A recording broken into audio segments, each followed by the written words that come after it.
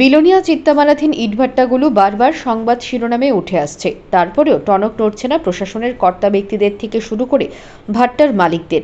নজরদারি নেই ভাট্টাগুলোতে শিশু মৃত্যুর ঘটনা যেমন ঘটছে, তেমনি আবার উদ্ধার হচ্ছে ভাট্টার শ্রমিকদের মৃতদেহ। আবারও রবিবার সকালে চিত্তামারা এলাকায় এক ইটভাট্টাতে মহিলার মৃতদেহ উদ্ধার করে পুলিশ। এবার মৃতদেহ উদ্ধার হয় পার্বতী ব্রিক্স ইন্ডাস্ট্রিজ নামে শ্রমিক শেল্টার হাউসে।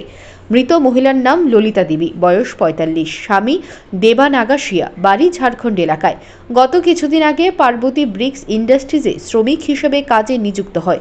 খবর পেয়ে ঘটনাস্থলে ছুটে আসে পুলিশ। এরপর খবর দেওয়া হয় ফরেনসিক বিশেষজ্ঞ টিম ও ডিসিএমকে।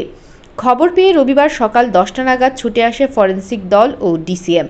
মৃতার কাছে পড়ে থাকা বিভিন্ন কিছু স্যাম্পল সংগ্রহ করে। এরপর ললিতা দেবীর মৃতদেহ ময়না তদন্তের জন্য পাঠিয়ে দেওয়া হয় বিলোনিয়া হাসপাতালের মর্গে। জানা যায়, পার্বতী ব্রিক্স ইন্ডাস্ট্রিজের ভাট্টার শ্রমিকেরা কাজের জন্য ললিতা দেবীকে ডাক দেবার পর কোনো সাড়া শব্দ না পেয়ে সন্দেহ হয়। এরপর ঘরের দরজা খুলে ভেতরে ঢুকতেই আঁতকে ওঠে এক শ্রমিক।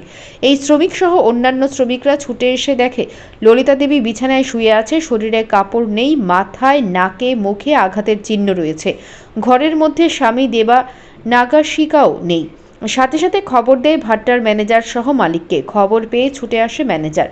খবর দেওয়া হয় থানাতে। পুলিশ বিভিন্ন কিছু জিজ্ঞাসাবাদ ও তদন্ত করে জানতে পারে স্বামী দেবানাগাশিকা স্ত্রী ললিতা দেবীকে হত্যা করে পালিয়েছে। পুলিশ দেবানাগাশিকার ছবি পাঠিয়ে বিভিন্ন রেল স্টেশন, মোটর স্ট্যান্ড ও থানাতে তাকে আটকের জন্য অবগত করে। সেই মোতাবেক পুলিশ বিলোনিয়া রেল স্টেশন চত্বর থেকে দেবানাগাশিকাকে গ্রেপ্তার করে। আজ সকাল 9টা নাগাদ নিয়ে আসা হয় থানাতে। পুলিশ হত্যার মামলা নিয়ে আজ দুপুরে পুলিশ রিমান্ড চেয়ে আদালতে সোপর্দ করে অভিযুক্ত খুনি স্বামী দেবানাগাশিকাকে। এই পার্বতী ব্রিক্স ইন্ডাস্ট্রিজ কত যে গাফিলতি রয়েছে তার প্রমাণ পেল পুলিশ। ললিতা দেবী সহ দেবানাগাশিকার কোনো আইডি প্রুফ ছিল না। আইডি প্রুফ না থাকা সত্ত্বেও কাজে নিয়োজিত করল ম্যানেজার সহ মালিক। এই ভাট্টা বর্তমানে পরিচালনা করেছেন বিশালগড়ের সুমন সেন সহ আরও কয়েকজন। এইদিকে পার্বতী ব্রিক্স ইন্ডাস্ট্রিজের শ্রমিকদের অবস্থা শোচনীয়। থাকার পরিবেশ নেই শ্রমিকদের। অস্বাস্থ্যকর পরিবেশের মধ্যে থাকতে হচ্ছে শ্রমিকদের। এই বিষয়ে ম্যানেজারকে জিজ্ঞাসাবাদ করা হলে বিভিন্ন কিছু বলে দায়িত্ব এড়িয়ে যায় এবং কথার মধ্যে অসংলগ্নতা ফুটে ওঠে। এখন প্রশ্ন হলো, জেলা শ্রম দপ্তর কেন ভাট্টাগুলোকে নজরদারি রাখছে না, নাকি অন্য রহস্যের জেরে কুম্ভকর্ণ নিদ্রায় শায়িত দপ্তরের আধিকারিকরা ঘুরপাক খাচ্ছে ওয়াকিবহাল মহলে? Bureau report, digital Tripura. আজকে সকালে বিলোনিয়া থানায় একটা খবর আসে। বিলোনিয়া থানাধীন চিত্তামারা পার্বতী ব্রিক্স ইন্ডাস্ট্রিতে একটা লোক মারা যায়।